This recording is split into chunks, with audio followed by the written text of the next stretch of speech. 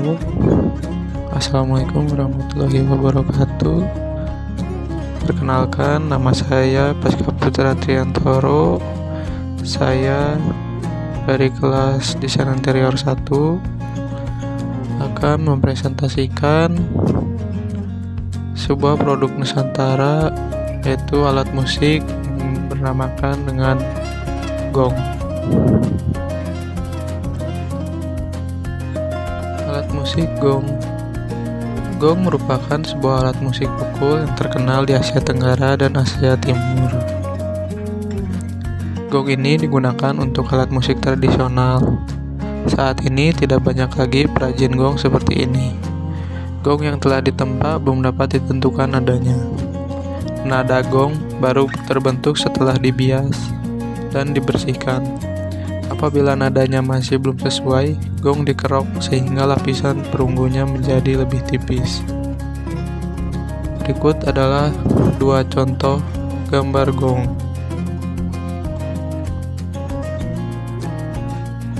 Selanjutnya, bahan material pembuatan gong. Bahan material pembuatan gong yaitu adalah tembaga dan timah. Perbandingannya yaitu adalah 1:3 atau bisa disebut juga 1 timah dan 3 tembaga. Berikut adalah gambar kedua bahan material pembuatan gong, yaitu tembaga dan timah.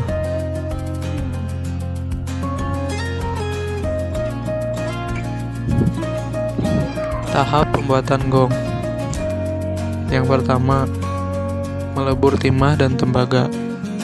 Membakar timah dan tembaga, lalu menuangkan ke penyinget menjadi penyinget lempengan.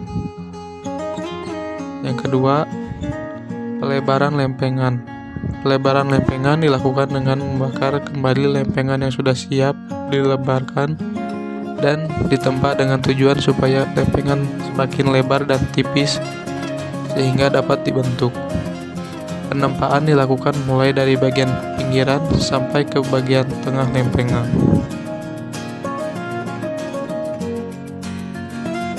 Yang ketiga, pembentukan menjadi wadah. Lempengan yang sudah lebar dibakar dan secara bertahap ditempa kembali menjadi wadah yang lebih cekung. Yang keempat, pembentukan pencon dan pembatas. Lempengan yang sudah ditempa menjadi wadah dibakar kembali dan ditempa bagian tengah sampai berbentuk pencon. Sesudah pencon terbentuk, membuat pembatas sehingga terbentuk bagian yang lebih rendah dari pencon tapi lebih tinggi dari bagian sisi luar.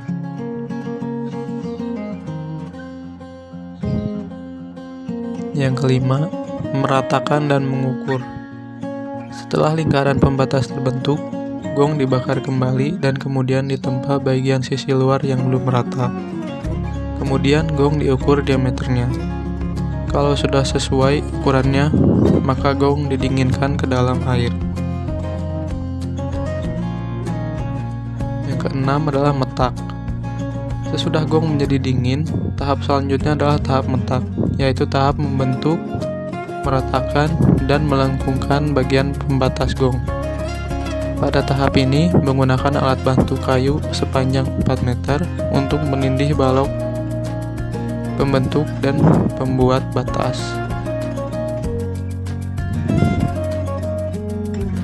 Yang ketujuh adalah melaras. Pertama, mencari bunyi yang paling enak didengar. Bagian-bagian tertentu ditempa kembali. Kedua, mengukur nada dengan alat pengukur nada yang bisa digunakan dengan bilah selentem atau aplikasi tuner. Yang ketiga, mengeksplorasi nada yang diinginkan dengan menempelkan tanah liat pada gong. Keempat, menaikkan atau menurunkan nada dengan menempa. Untuk menaikkan nada dilakukan dengan cara menempa bagian luar gong, sedangkan untuk menurunkan dengan cara menempa bagian dalam, yaitu memperlebar sisi lingkaran di samping pencon. Penyelesaian akhir. Tahap terakhir adalah mengikir dan menggerinda. Tujuannya adalah membuat gong terlihat mengkilap. Untuk pesanan gong dari Bali, biasanya yang dibuat mengkilap hanya pencornya saja. Sedangkan untuk pesanan gong dari Jawa, umumnya dibuat mengkilap seluruh bagian luar gong. Sesudah digerinda, gong dilaras kembali.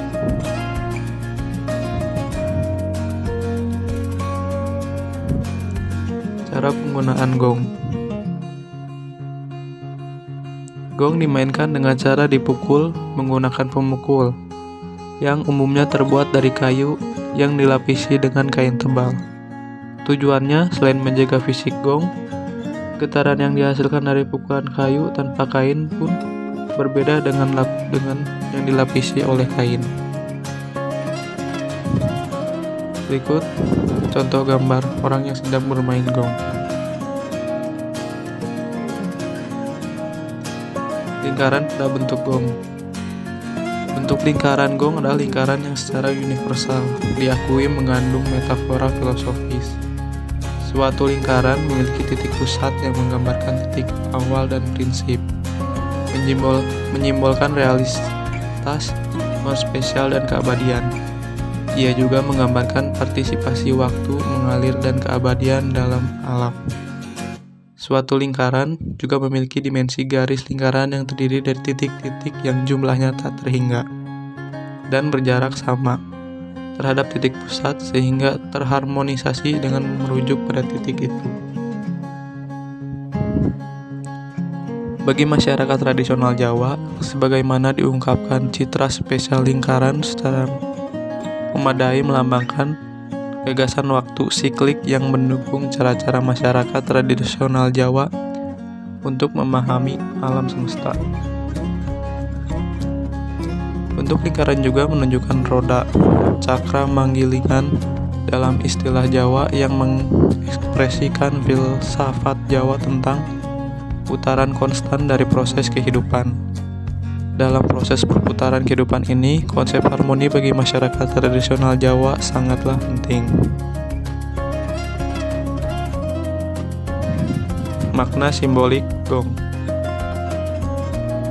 Dalam perspektif budaya tradisional Jawa, gong memiliki makna yang jauh lebih luas dan mendalam dari sekedar alat musik. Dalam budaya ini, bentuk dan materi gong, peran yang dimainkan dalam musik gamelan, serta energi yang diciptakannya ketika dipukul, masing-masing melambangkan filsafat mengenai waktu dan masyarakat Jawa yang unik. Bentuk bundar gong melambangkan keabadian dan keseimbangan. Pukulan gong merefleksikan koinsidensi antara permulaan dan akhir, antara kelahiran dan kematian, atau antara lahir dan batin. Gong sebagai ekspresi dari kesatuan wujud atau keesaan yang ilahi. Sekian dari saya. Mohon maaf bila ada kata-kata yang salah atau tidak mengenakan di hati kalian. Mohon maaf. Sekian dari saya. Assalamualaikum warahmatullahi wabarakatuh.